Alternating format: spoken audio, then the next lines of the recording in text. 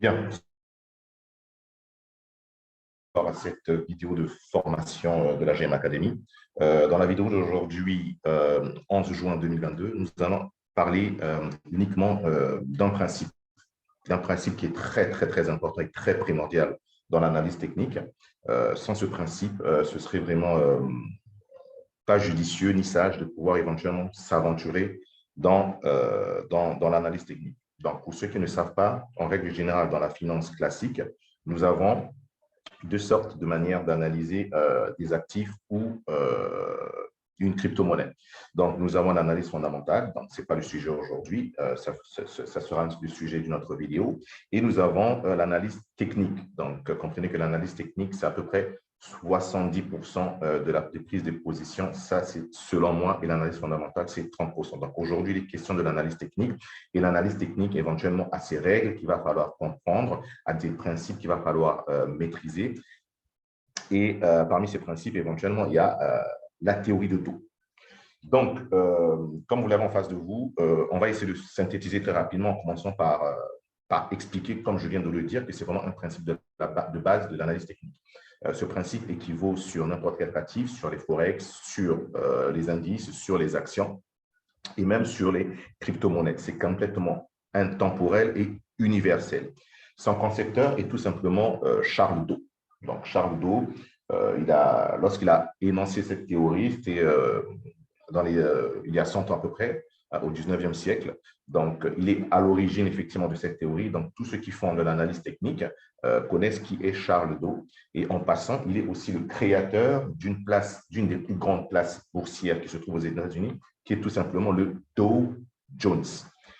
Donc, qu'est-ce que cela nous permet éventuellement qu'est-ce que cette théorie nous permet? Écoutez, cette théorie nous permet de lire les graphiques boursières et de comprendre leurs mouvements.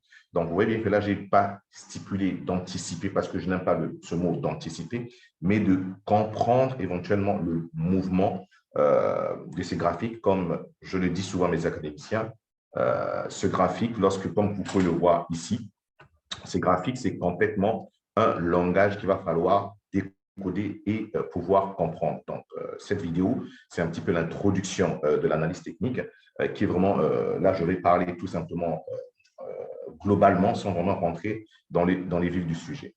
Maintenant, passons à l'étape suivante. Donc, comme je l'ai dit, le principe de la théorie de Dow est basé sur l'étude des sommets et des creux. Donc, on va essayer de schématiser tout à l'heure pour comprendre. Et sur la composition de l'évolution des marchés. Donc, on va aussi je vais essayer de l'expliquer. Et pour finir, ça facilite éventuellement c'est-à-dire à la fin, tout cela est facilité par la représentation des chandeliers japonais. Donc, malheureusement, ça fera partie de notre vidéo, mais je vais essayer de donner un avant. Donc, basé sur l'étude, on va commencer très rapidement par ce que c'est que l'étude des sommets et des creux.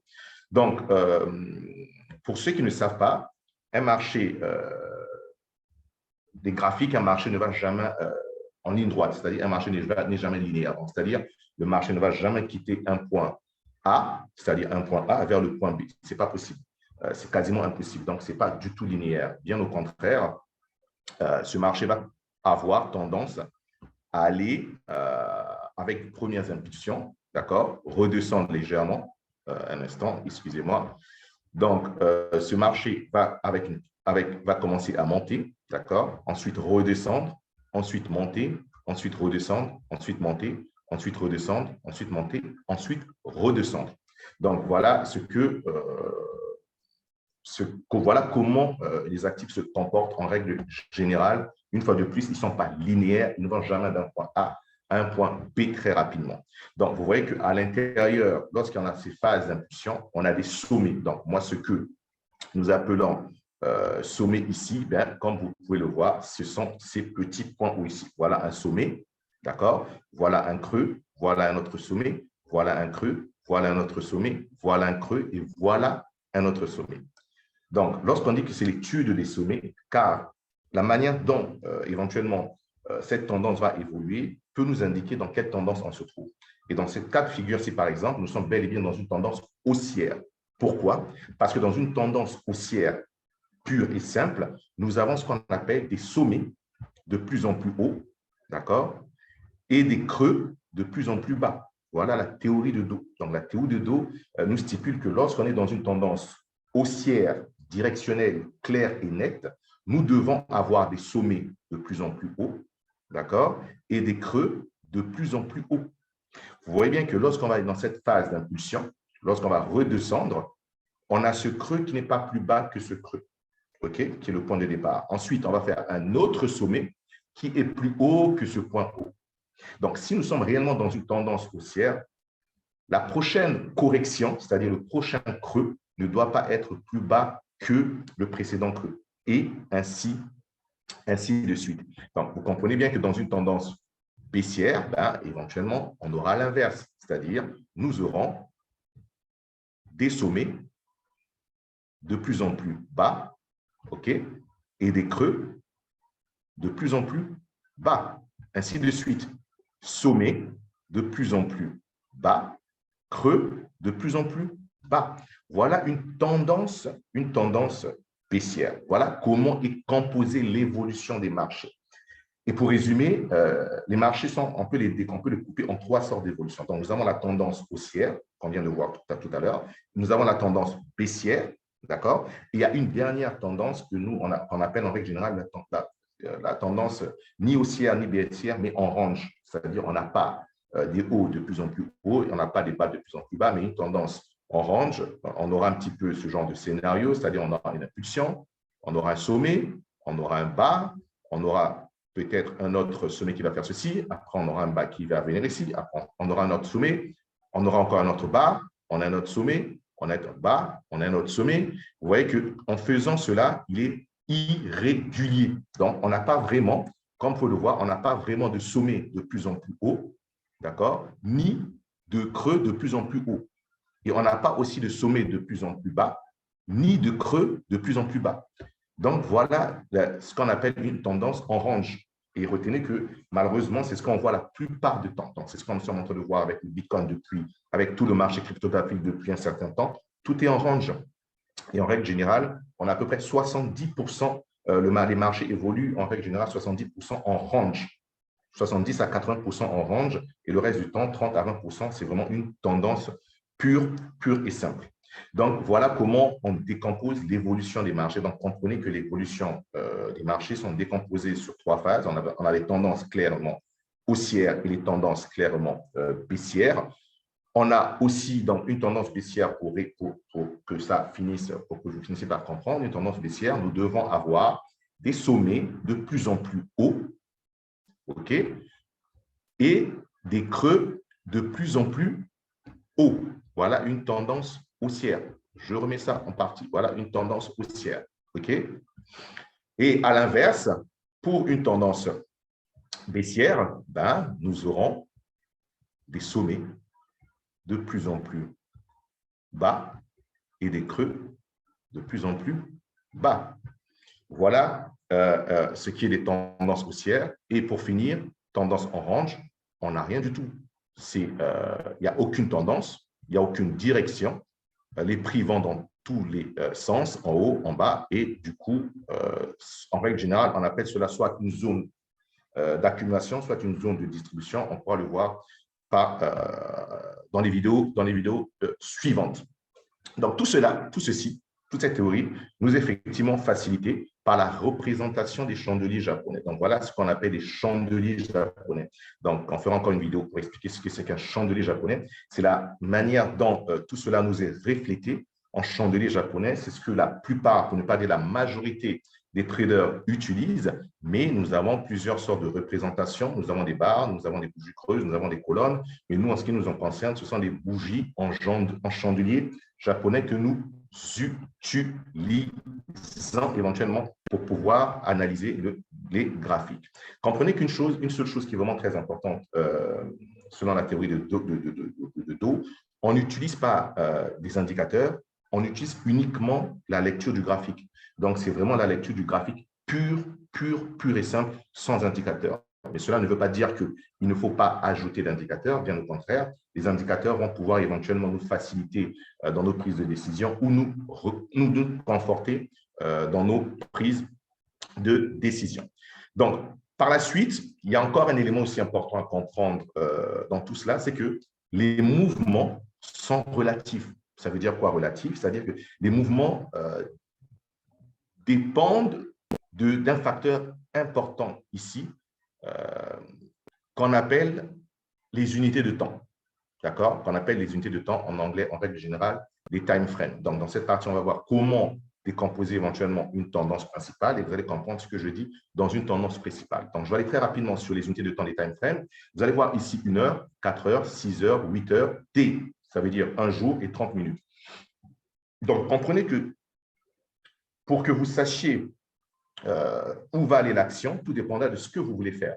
En règle générale, en trading, pour tous ceux qui font du trading, il y a à peu près 3 profils d'investisseurs. Donc, nous avons des investisseurs sur du court terme, d'accord, qui font du scalping.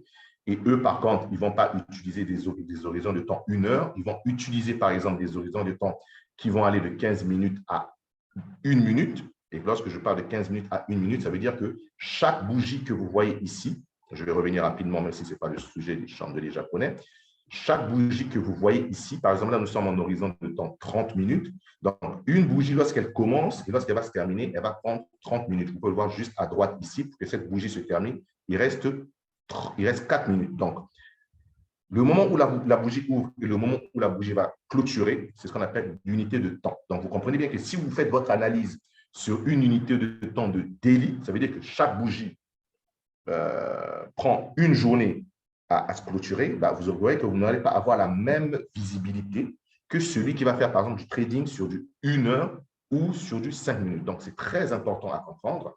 Donc, si vous êtes une personne qui allait faire ou un investissement, vous avez un profil d'investisseur qui voulait couper des positions très rapidement au bout de 2-3 minutes, tout dépendra éventuellement de l'horizon de temps que vous allez pouvoir choisir. Mais ça serait, on pourra aborder ce sujet dans une autre vidéo. Donc, ce qui est important à comprendre, c'est que sur cette phase d'impulsion, d'accord, vous pouvez avoir plusieurs tendances. Donc, en règle générale, on peut avoir une impulsion, une grande impulsion en 4 heures, OK, d'accord, c'est-à-dire en données 4 heures. Mais lorsqu'on va essayer de décomposer cette partie, OK, lorsqu'on va essayer de zoomer et de rentrer, par exemple, dans du 4 heures et se mettre, par exemple, sur du 1 heure, c'est-à-dire on va zoomer cette partie, là, à ce moment, on peut avoir des tendances un petit peu variées qui seront comme ça. Vous voyez bien? Donc, on aura des tendances à l'intérieur des tendances. Vous voyez? On peut même aussi à l'intérieur de cette tendance, avoir des petits moments de range. Hein? Des petits moments de range. Donc, faire ça, faire là, comme ça. Vous voyez? On peut avoir ce genre de scénario. D'accord? Voilà. Donc, vous voyez bien qu'à l'intérieur de cette tendance qui est en 1 heure ou en 30 minutes, on pourra avoir des tendances baissières ou des tendances en range. Mais la tendance principale, elle sera haussière. Donc, on pourra vraiment l'aborder au fur et à mesure, mais déjà, on l'aborde dans la GM académique parce que c'est un petit peu trop lent à expliquer. Donc, c'est pour comprendre que si on prend une tendance haussière de 4 heures, donc vous comprenez bien qu'une bougie, lorsqu'elle débute, elle a à peu près 4 heures pour prendre fin. Donc, si vous allez décomposer cette bougie en 1 heure, donc à l'intérieur de cette bougie de 4 heures, vous avez effectivement 4 bougies de 1 heure. À l'intérieur de cette même bougie de 4 heures, vous aurez combien de bougies de 30 minutes? Vous aurez combien de bougies de 15 minutes? Vous aurez combien de bougies de 5 minutes? Donc, je vous laisse faire ce petit exercice chez vous. Donc, voilà pourquoi je dis que c'est relatif, parce que ça dépend. Donc, ce que vous pouvez voir, par exemple, sur du 4 heures, si vous vous mettez sur du 1 heure, vous n'aurez pas la même vision. Donc, ce qui est toujours important de garder en ligne de mire, c'est la direction principale. C'est de se dire quelle est la tendance de fond en règle générale. Pour voir une tendance de fond, on se met en daily, c'est-à-dire en données journalières, ou on se met en weekly, c'est-à-dire chaque bougie prendra à peu près 1 semaine. D'accord? Et là, on aura une tendance de fond. Et après, on va dézoomer éventuellement pour pouvoir essayer de repérer des zones où on peut éventuellement rattraper un point d'entrée si on ne l'a pas prédéfini au départ. Donc, voilà ce que j'appelle la décomposition d'une tendance principale. Donc, arriver déjà à connaître quelle est la tendance principale, quelle est la tendance de fond. afin que vous puissiez éventuellement prendre des prises de décision. Voilà.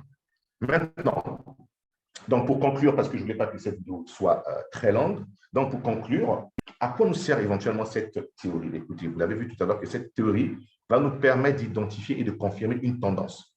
D'accord? Donc, premièrement, on va identifier notre tendance de fond, comme je vous l'ai dit, la tendance principale. Par la suite, on va essayer de dézoomer, c'est-à-dire de dézoomer, d'aller un peu plus bas pour qu'on se reconforte, pour qu'on confirme éventuellement notre fameuse tendance haussière. Donc, nous aurions, un petit peu pour déjà confirmer, déjà, il va falloir qu'on se mette d'accord sur la tendance, d'accord? Donc, la première des choses, une tendance, on répète, il va falloir que nous ayons des courbes, une courbe qui va aller dans ce sens. Donc, lorsqu'on va arriver, effectivement, on va remarquer que sur une tendance principale, qu'on a des sommets de plus en plus hauts. Supposons que nous arrivions sur cette zone-ci, OK? Nous arrivons sur cette zone-ci et que nous sommes en données 4 heures. Pour confirmer cette tendance, il va falloir que si il y a retracement en données 4 heures, d'accord, il va falloir que la baisse ne soit pas, il va falloir qu'on n'ait pas un creux plus bas que le précédent. Donc, si nous nous mettons en données un peu en données plus petites que le H4, il va falloir que nous rentrions ici, d'accord, parce que nous avons confirmé notre tendance et ainsi de suite suivre ce mouvement. Donc, c'est très important déjà à identifier la tendance et de la confirmer par la suite.